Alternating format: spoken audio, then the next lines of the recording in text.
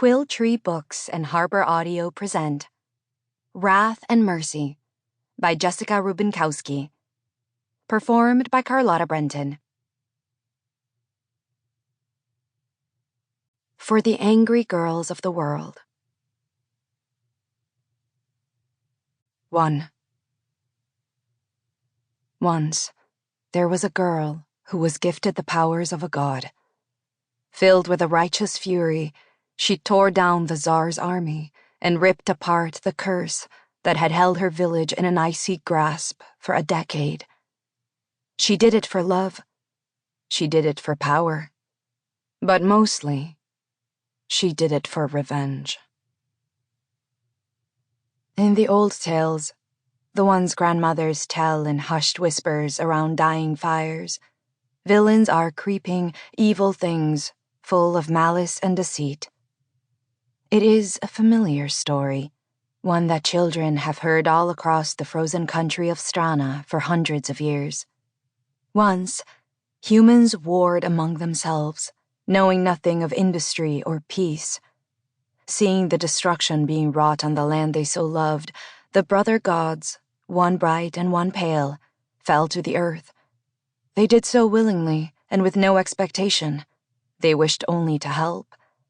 For years there was prosperity, a utopia the world hasn't seen since.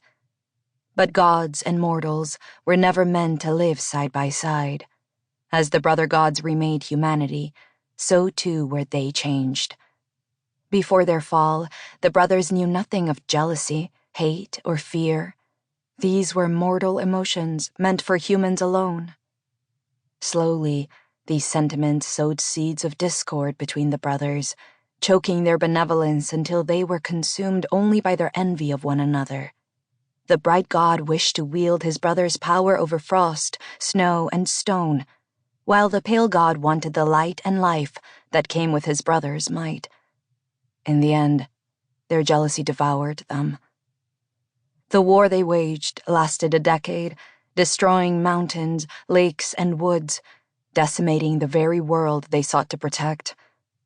At the end, when both were exhausted and bleeding, the bright god made his final, desperate blow. He struck down his brother, burying him deep beneath the earth, entombing him in frost and bone and stone until there was nothing left but a mountain, a monument to a former god. But wars between brothers are bitter, volatile things. They were not content to let their battle end there. From their secret, hidden places, they chose mortal champions, humans destined to wage war against one another until death claimed them.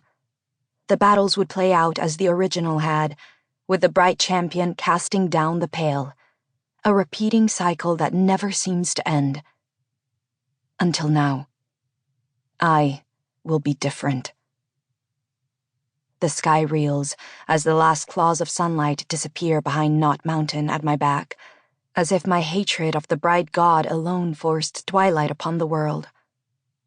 With the dark comes a wave of dizziness, the edges of my vision going black and fuzzy, the world no longer as certain as it had been mere moments ago when I commanded the pale god's power. My arms ache. The scalding heat of Alik's body is too much for the ice filtering through my veins. I can't stop the tremor that rolls up my spine and down my arms, losing my hold on Alik, who falls to the powdery snow. Alik slowly rights himself, his gaze going to the field of destruction before us. Bodies bedecked in the black and gold uniforms of the Stormhounds, Czar Ladislaw's personal army, lie sprawled and broken across the icy field between Knnot and the small village of Ludminka.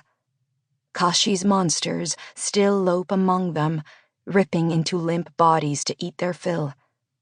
Pools of ice form along the areas where Matvi, the bright god's champion, pulled rays of sunlight from the sky in an attempt to kill me, cooled by the nipping wind of night. All of it, the death, the blood, the monsters with wide, unseeing eyes and a maw of teeth, had been me. Instead of despair, a strange warmth brews in my heart like a storm, thunderheads of pride and vindication building in my chest. Sample complete. Ready to continue?